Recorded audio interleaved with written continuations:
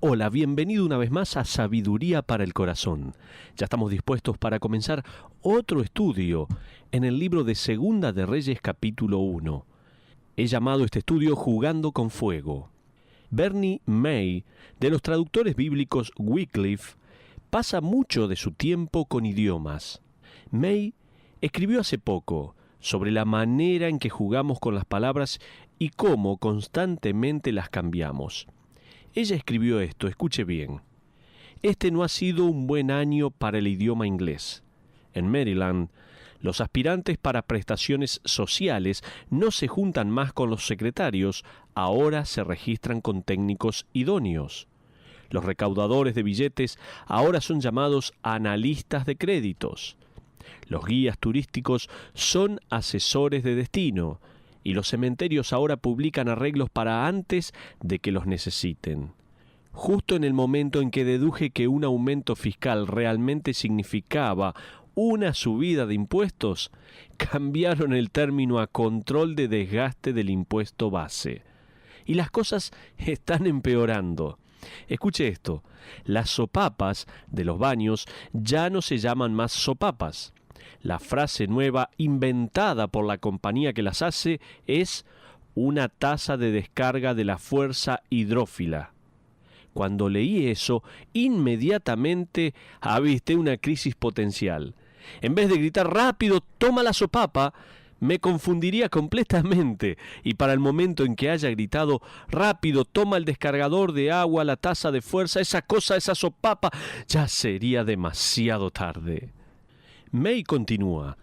Rolls-Royce, en Inglaterra, no desea admitir que sus autos se descomponen igual que los otros que nosotros usamos habitualmente.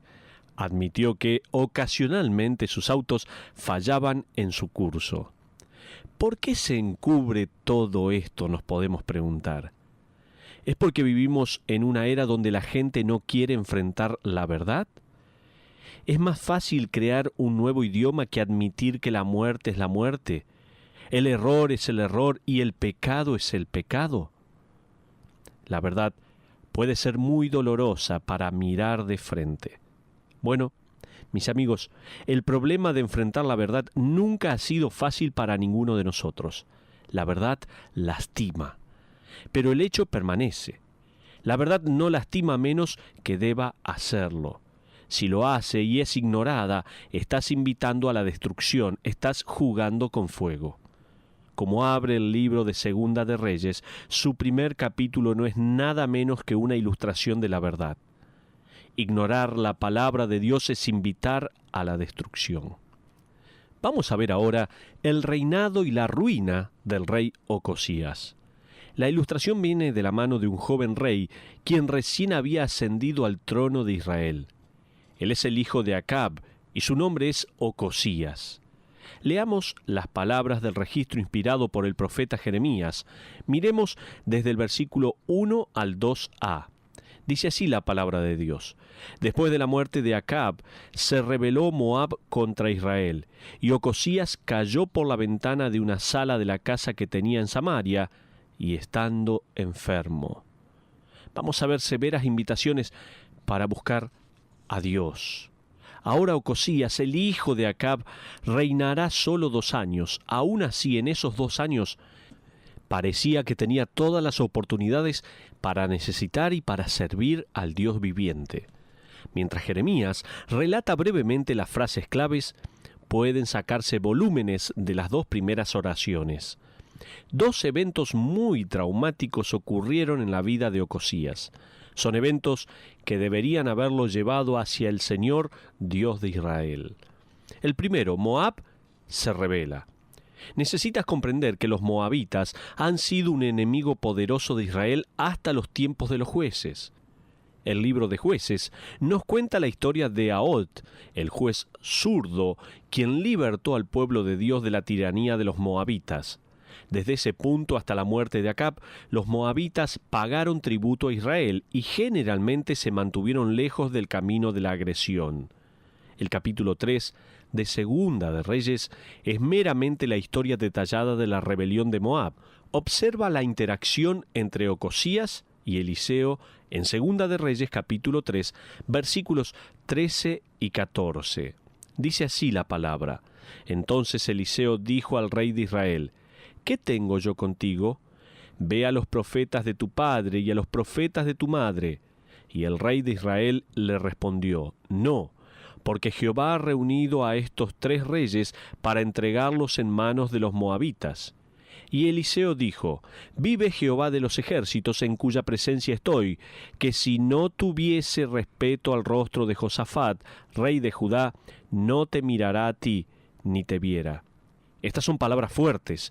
Dicho de otra manera: Ocosías, ¿por qué no le vas a preguntar a los profetas de Baal qué tienes que hacer? Te llamamos a ti, Eliseo. Bueno, Ocosías, hijo de Acab, si no fuera por Josafat, quien ama al Señor Dios, no perdería ni un minuto mirando tu cara arrepentida.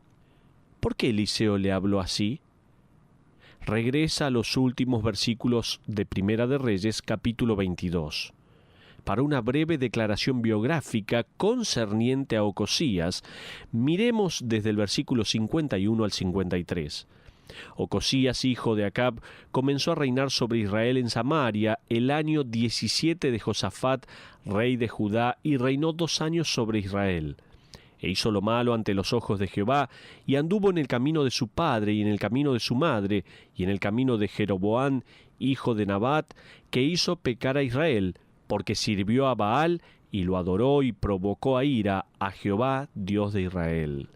Ocosías no es muy brillante. Podrías pensar que si hay alguien que seguiría a Dios, sería un hijo que creció para ver la autodestrucción de sus padres. Fue el joven Ocosías quien vio los 3 años de hambruna. También estuvo allí para ver caer el fuego y para ver cómo los profetas de Baal fueron muertos.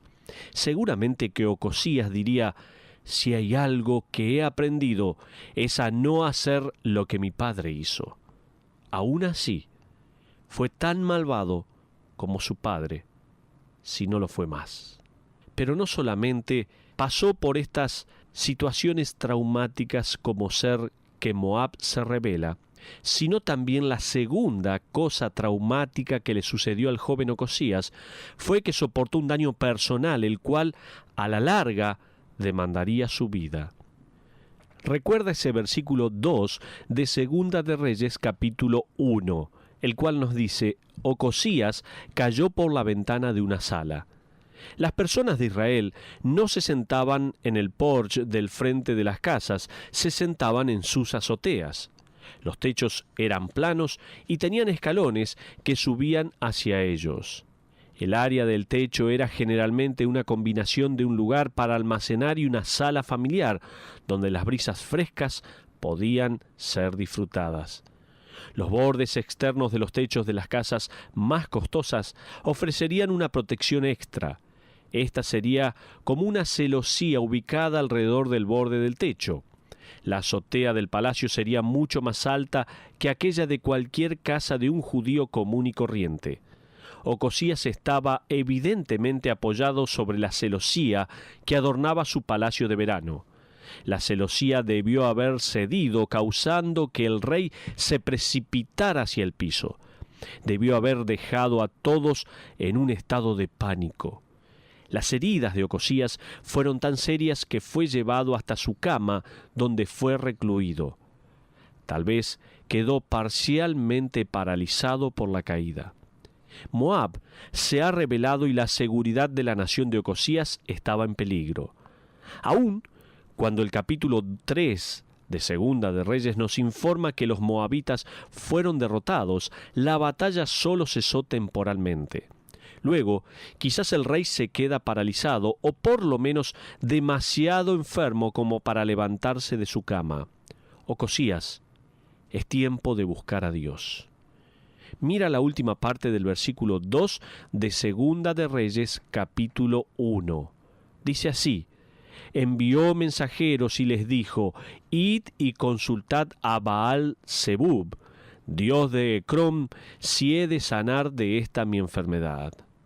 ¿Consultar a quién? ¿Escuchaste bien? A Baal-Zebub. el ablandamiento de un corazón rebelde no ocurre automáticamente en tiempos traumáticos. Quizás has visto pasar eso en tu propia vida o en la vida de un familiar.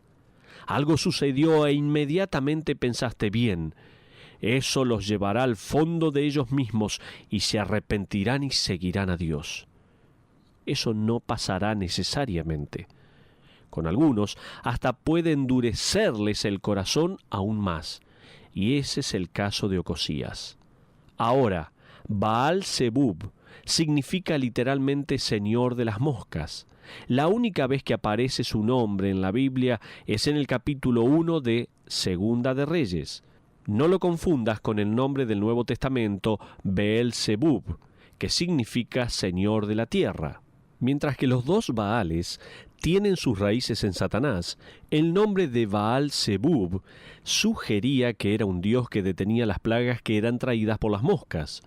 Algunos creen que los ídolos de esta rama en particular del baalismo tomarían la forma de una mosca común. Ocosías envía a una delegación al santuario de Ecrón para consultar por alguna señal de Baal-Zebub, el señor de las moscas. Está preguntando, ¿cómo se muestra mi futuro? Continúa con el versículo 3. Fíjate, entonces el ángel de Jehová habló a Elías Tisbita diciendo, levántate y sube a encontrarte con los mensajeros del rey de Samaria y diles, ¿no hay Dios en Israel que vais a consultar a Baal-Zebub, dios de Ecrón? Dicho sea de paso, esa pregunta será repetida 3 veces en el capítulo 1. Salta a la parte del medio del versículo 6. Mira lo que dice. ¿No hay Dios en Israel que tú envías a consultar a Baal-Zebub, dios de Ecrón? También observa la parte del medio del versículo 16. Por cuanto enviaste mensajeros a consultar a Baal-Zebub, dios de Ecrón, ¿no hay Dios en Israel para consultar en su palabra? El rey de Israel no está haciendo más que rechazar al Dios de Israel.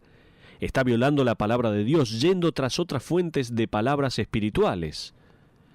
Vamos a ver severas advertencias de no buscar a otros dioses. A todos nosotros nos gustaría tener alguna pista sobre el futuro, alguna visión tangible sobre el mundo secreto. Es un deseo tan antiguo como Eva en el jardín, quien fue seducida con la promesa de saber lo que Dios sabe. Satanás estaba al acecho entonces, lo sigue estando hoy. Sin embargo, hoy es miles de años más inteligente y tiene mucha más experiencia. Si todas las formas de espiritismo fueran simuladas, Dios no nos hubiera advertido tan claramente y no nos hubiera prohibido nuestra curiosidad innata de seguir estos deseos. Déjame mostrarte cuán claramente Dios nos advierte contra esto. Busca en Deuteronomio capítulo 18, el cual contiene una lista típica de prácticas prohibidas. Estas son prácticas que han capturado grandemente las mentes de nuestra sociedad.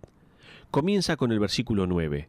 Dice así la Biblia: Cuando entres a la tierra que Jehová tu Dios te da, no aprenderás a hacer según las abominaciones de aquellas naciones. Continúa con el versículo 10, donde la lista de las prácticas prohibidas comienza. Sacrificios de niños. Esto es matar a un niño en honor al Dios a fin de apaciguar al Dios o los dioses para obtener una respuesta o una bendición de parte de dicho Dios. Mira también la primera parte del versículo 10. No sea hallado en ti quien haga pasar a su hijo o a su hija por el fuego. Esta era la práctica del sacrificio infantil. El niño era matado en honor del Dios a fin de apaciguar al Dios o dioses, para obtener una respuesta o una bendición de parte de dicho Dios. De hecho, en Segunda Reyes, capítulo 3, versículo 27, se nos dice que mientras el rey de Moab comienza a perder la batalla contra Israel, sacrificó a su hijo mayor a su Dios como una súplica pidiendo por ayuda. Ahora, admito que nuestra sociedad no está sacrificando a niños a fin de comprender el futuro, pero 31 millones de bebés que no han nacido han sido muertos con tal de que no interrumpan en el futuro. De hecho, recientemente la corte holandesa quitó un cargo por asesinato contra un doctor que fue acusado de matar a un bebé recién nacido por estar severamente deformado. Ese precedente legal ha abierto ahora la puerta a lo que ellos definen como un asesinato piadoso, es decir, terminar con la vida de alguien que es incapaz de pedir que lo maten, como un infante, un niño que seguramente no quería vivir. Pero veamos ahora la adivinación. También esto es un discernimiento de la voluntad del mundo espiritual. Continúa con el versículo 10 con la próxima práctica prohibida. Dice así: no sea hallado en ti quien practique adivinación. La palabra hebrea para adivinación se refiere a alguien que puede adivinar o discernir la voluntad del mundo espiritual. La misma palabra aparece en Ezequiel capítulo 21, versículo 21, cuando hace referencia a la práctica de girar las flechas en una aljaba y decidir la respuesta a esa pregunta según cuál sea la primera flecha que se saca de la aljaba. Pero no solo hay sacrificios de niños, no solo hay adivinación, sino también la práctica de la magia. Mira el versículo 10, donde continúa la siguiente práctica. Ni agorero, dice la palabra. Esta es la práctica de la magia a través de conjuros. Continúa diciendo el versículo 10, ni sortílego.